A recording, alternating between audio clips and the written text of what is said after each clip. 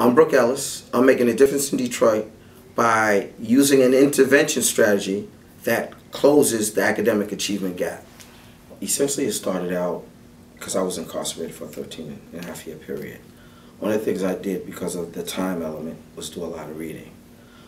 During the time, one book that kind of impacted and affected me strongly was Why Should White Guys Have All the Fun?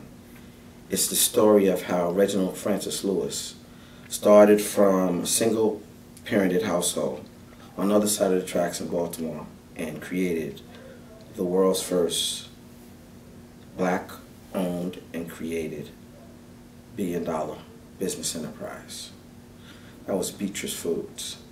He died in 1993, but as a result of that book and me reading it, well, one of the things I think I need to add in here, when I was incarcerated, I was like 150 pounds. I look a whole lot bigger than that now. The reason why I say that is because I think one of the reasons why I survived in that environment, because I was in a maximum security situation, is because of my love of reading.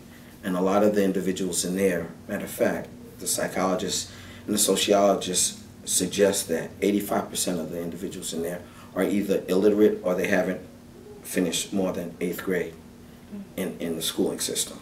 So the reason why I bring that to fore now is because in Detroit, we have the highest adult illiteracy rate in the country. The Detroit adult illiteracy rate is hovering around plus 47%. When we talk about trying to close that gap, the first thing we have to do is not necessarily concentrate or focus on the adult cohorts. It has to be the students.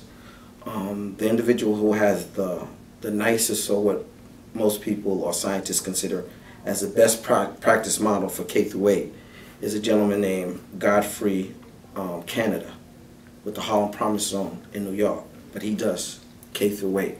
There's no existing 9 through 12 program that addresses that problem. We want to use the Reginald Lewis Reading Academy and curriculum to close that gap in 9 through 12.